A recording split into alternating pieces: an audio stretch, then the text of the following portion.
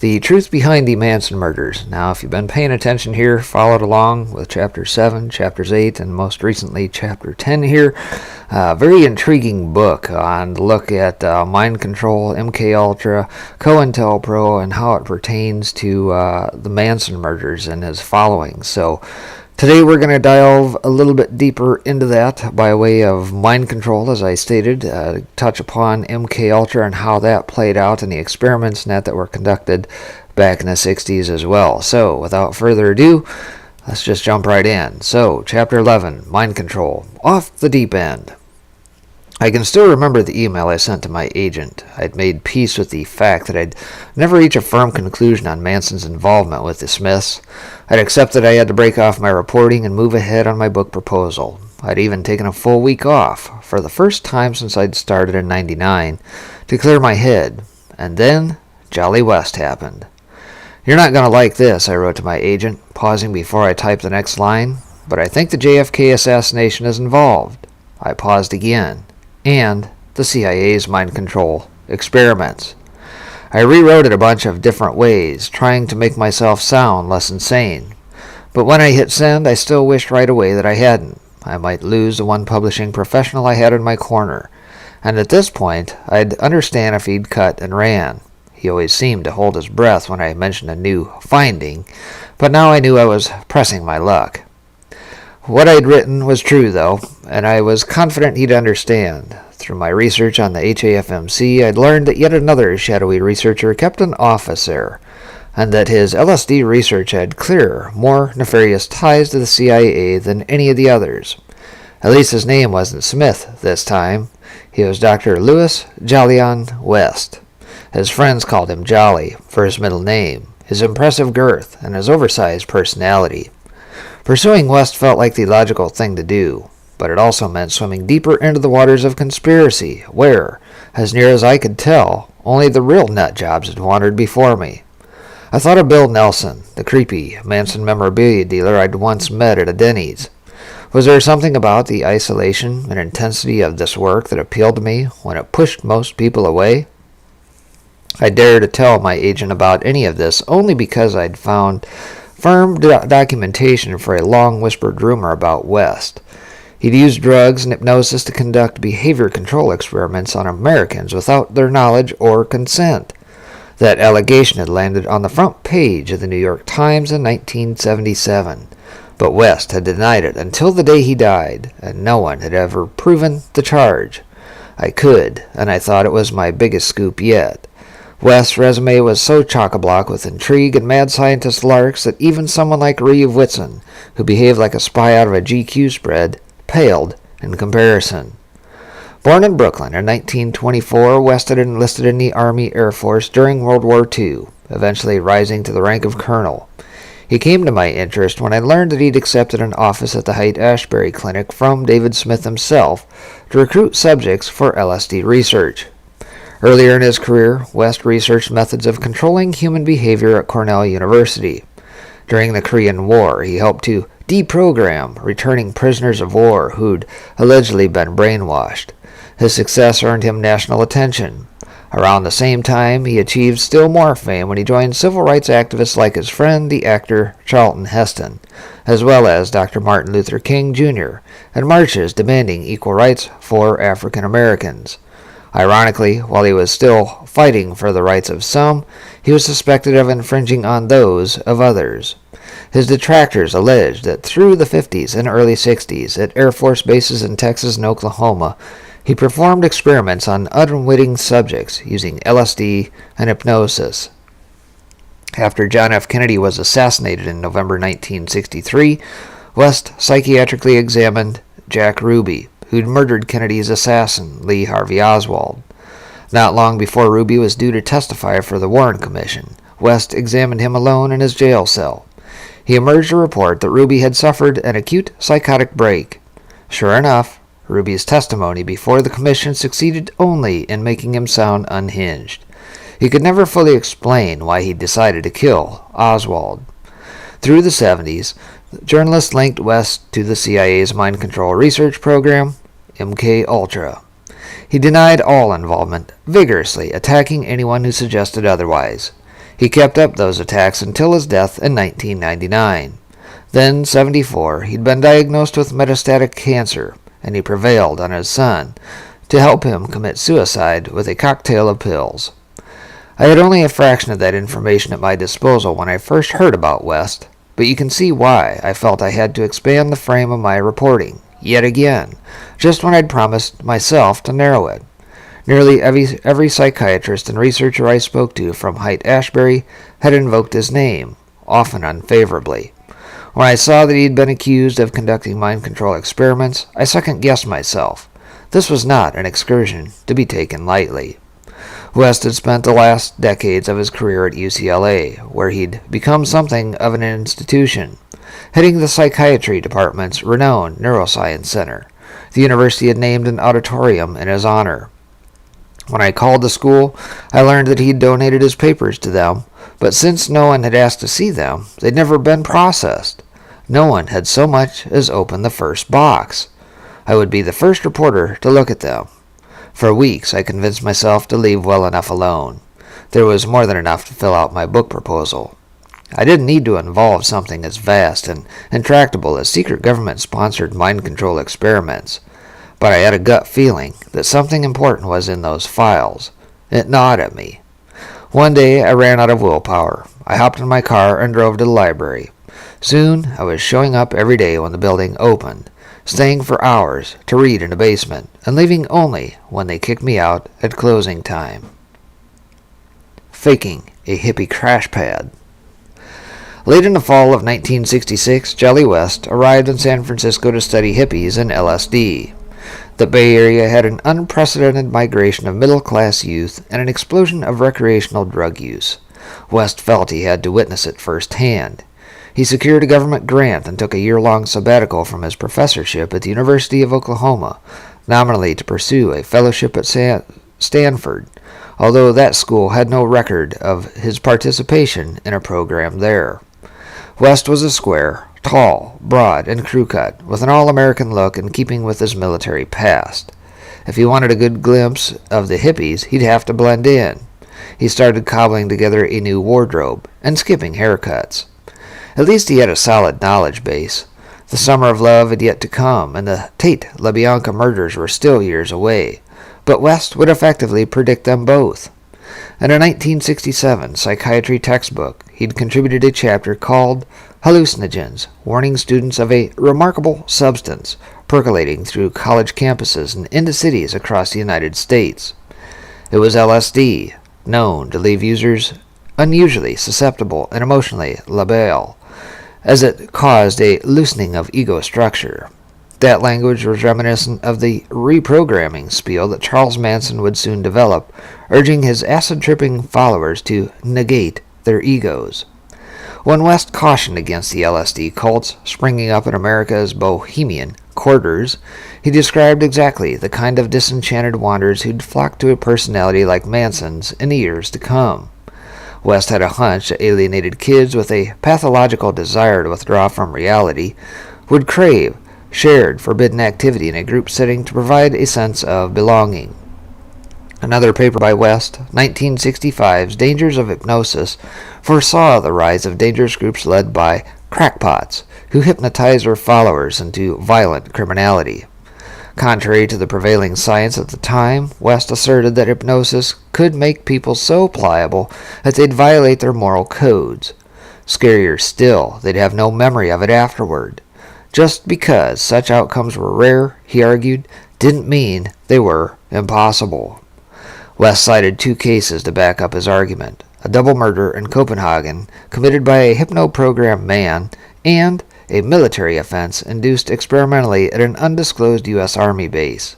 He personally knew of two other instances, and he'd heard on excellent authority of three more, but he didn't elaborate. Later, I'd get a sense of what or who he might have had in mind.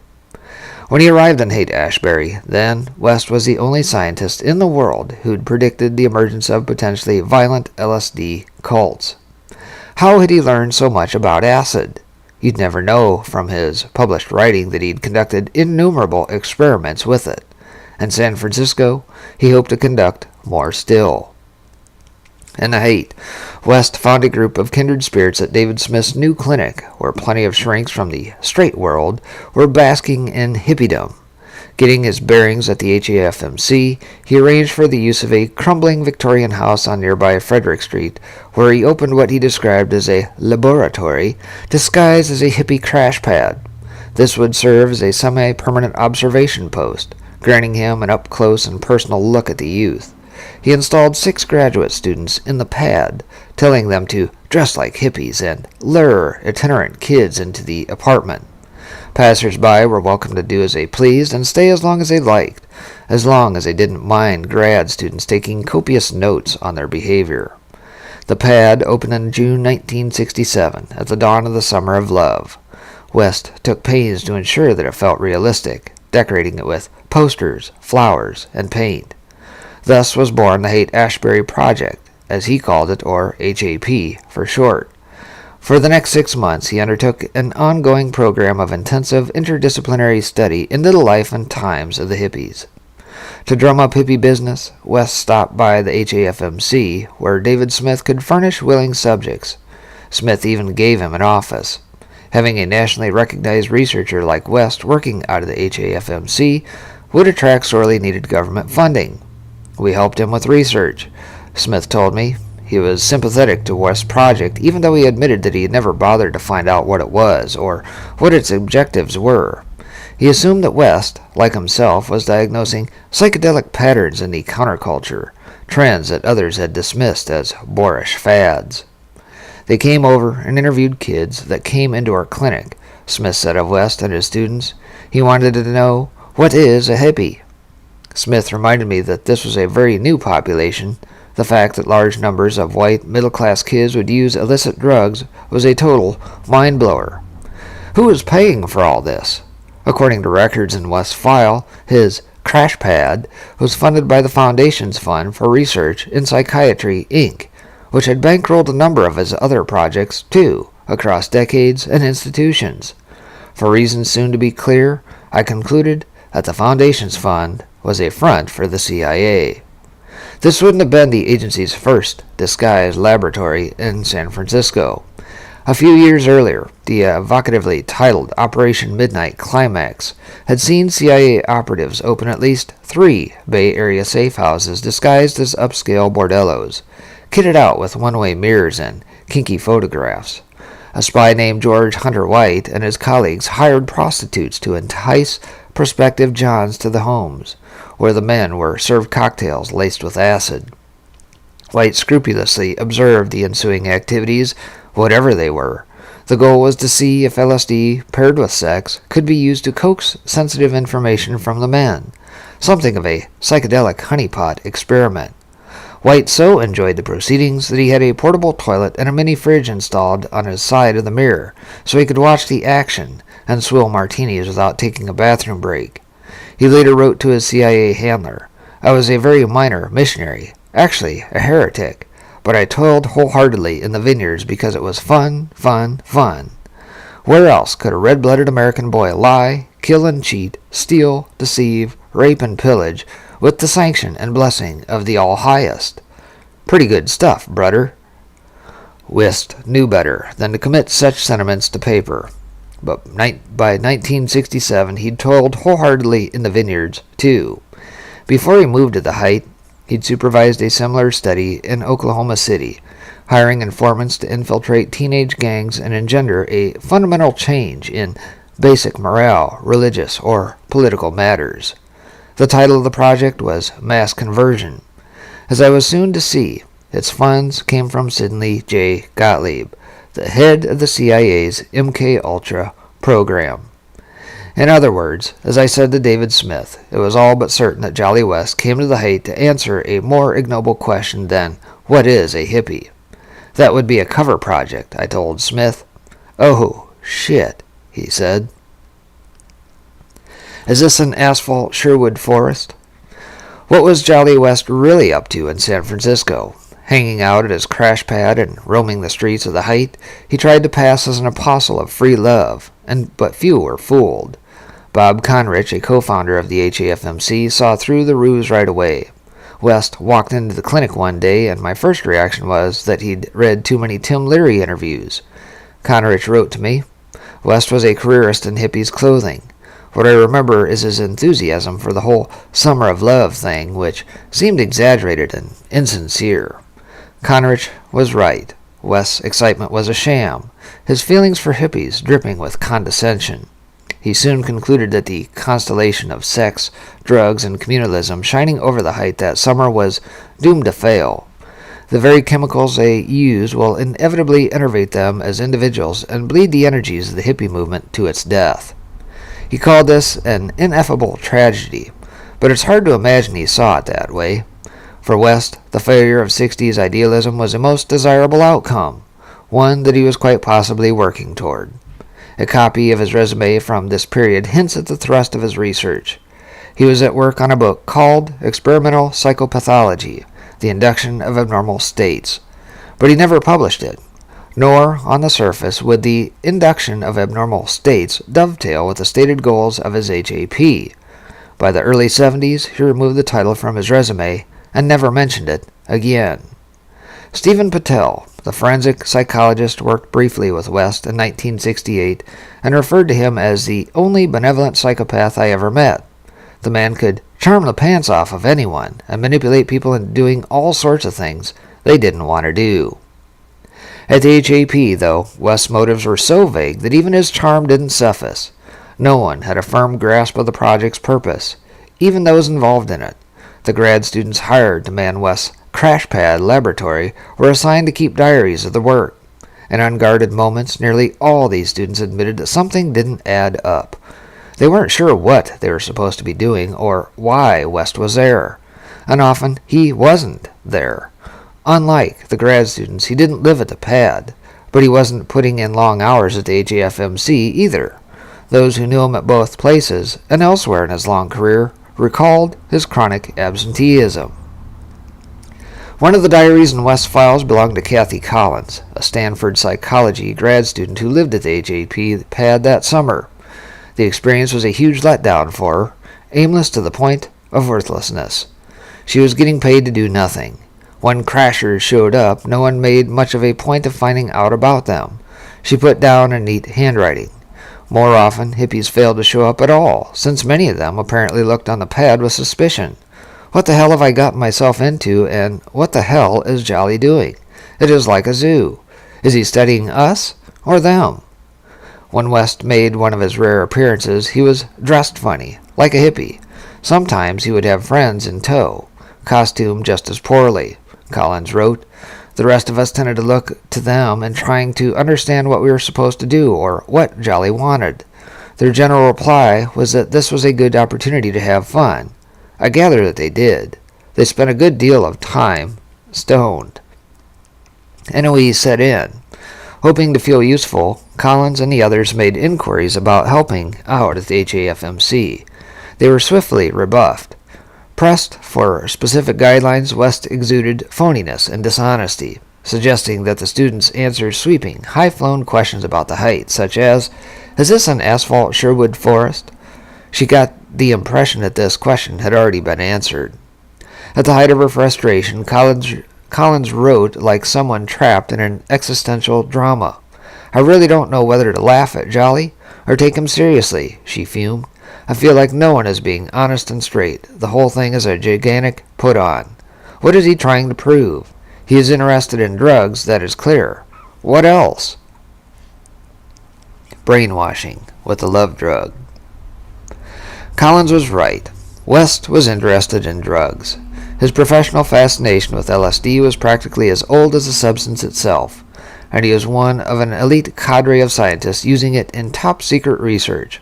Lysergic acid diethylamide was synthesized in 1938 by chemists at Switzerland's Sandoz Industries, but it was not introduced as a pharmaceutical until 1947.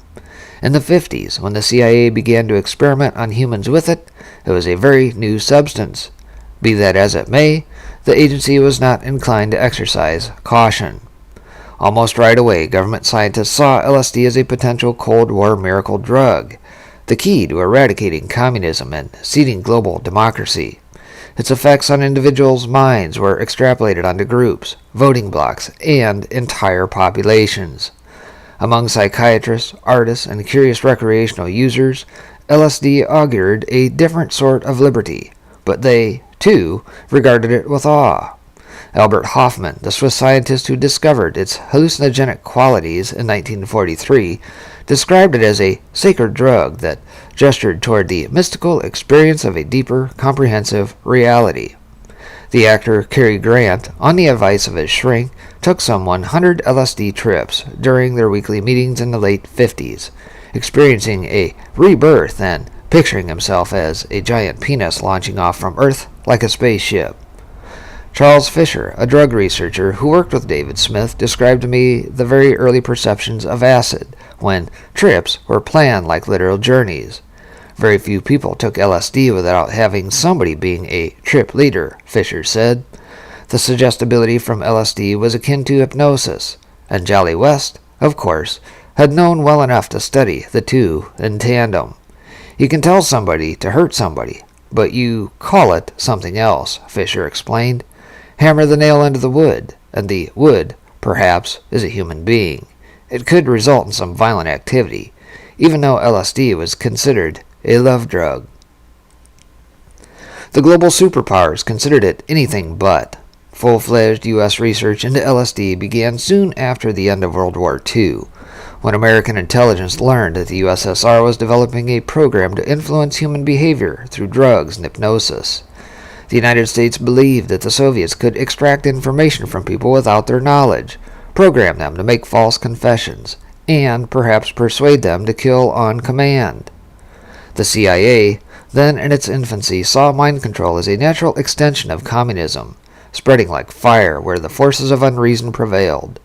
In 1949, it launched Operation Bluebird, a mind control program whose chipper name belied its brutal ambitions and its propensity for trampling on human rights. In its yen to best the Soviets, the CIA tested drugs on American citizens, most in federal penitentiaries or on military bases, who didn't even know about, let alone consent to, the battery of procedures they underwent.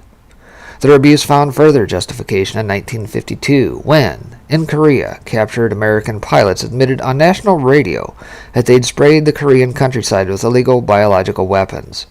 It was a confession so beyond the pale that the CIA blamed communists. The POWs must have been brainwashed. The word, a literal translation of the Chinese Jinao, didn't appear in English before 1950.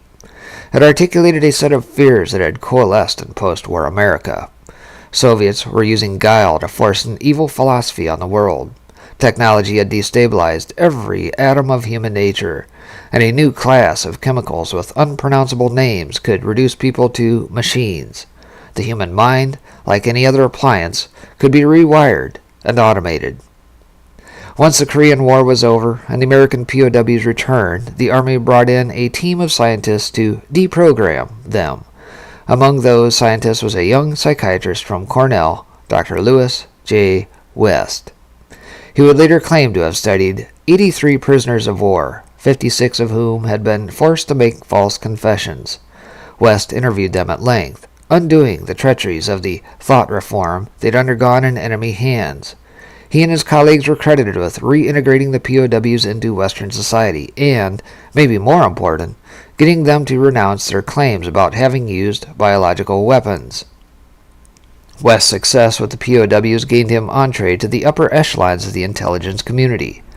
As the Cold War bred paranoia, the CIA accelerated its mind control efforts, and West, I learned, carved out a niche he'd occupy for decades to come. Initially, the agency wanted only to prevent further brainwashing by the Soviets, but the extraordinary power of psychotropic drugs, particularly LSD, was hard to ignore. Thus, a defensive program became an offensive one. Operation Bluebird morphed into Operation Artichoke, a search for an all-purpose truth serum. Dr. Sidney Gottlieb, a poisons expert who headed the chemical division of the CIA's technical services staff, had convinced the agency's director, Alan Dulles, that mind control ops were the future. Gottlieb, whose aptitude and amorality had earned him the nickname the Black Sorcerer, developed gadgetry straight out of schlocky sci-fi, high-potency stink bombs, swizzle sticks laced with drugs, exploding seashells, poisoned toothpaste, poisoned handkerchiefs, poisoned cigars, poisoned anything. Mind control became Gottlieb's pet project. Dulles, convinced that the American dream was at stake, ensured that Gottlieb was well funded. In a speech at Princeton University, Dulles warned that communist spies could turn the American mind into a phonograph playing a disc put on its spindle by an outside genius over which it has no control. Just days after those remarks, on April 13, 1953, he officially set Project MKUltra into motion. The project's hardest goal was to influence human behavior. Under its umbrella were 149 sub-projects, many involving research that used unwitting participants. Having persuaded an Indianapolis pharmaceutical company to replicate the Swiss formula for LSD, the CIA had a limitless domestic supply of its favorite new drug. The agency hoped to produce couriers who could embed hidden messages in their brains, to implant false memories and remove true ones in people without their awareness, to convert groups to opposing ideologies, and more.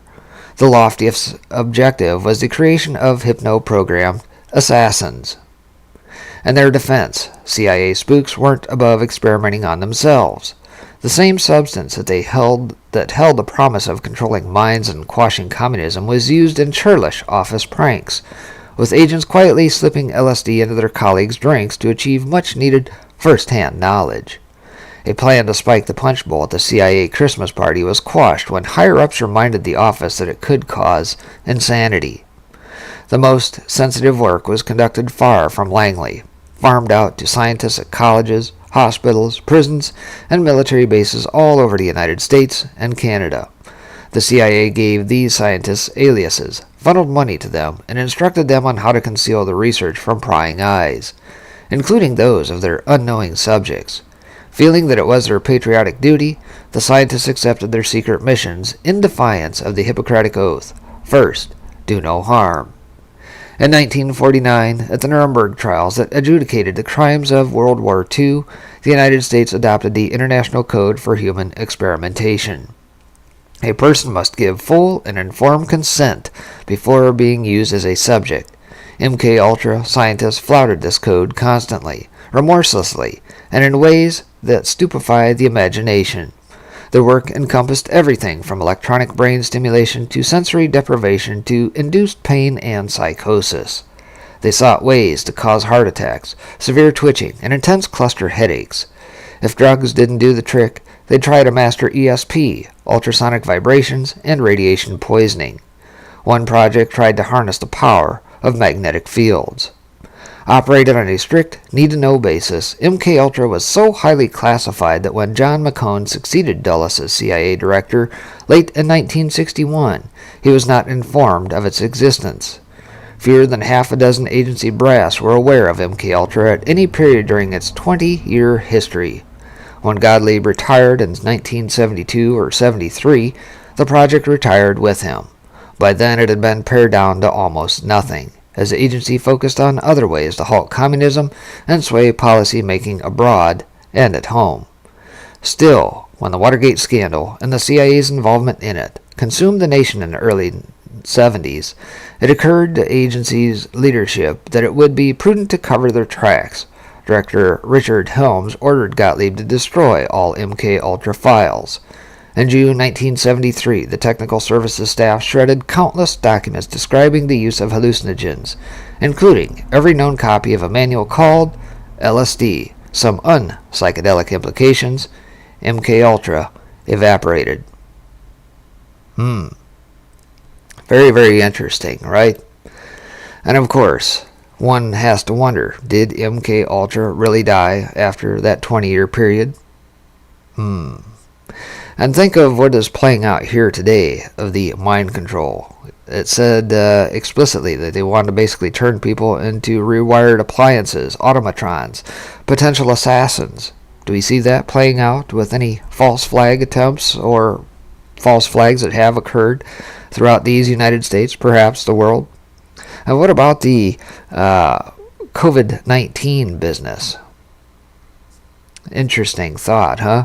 Whether or not a whole populace could potentially be enchanted, as it were, with some sort of mind control, right?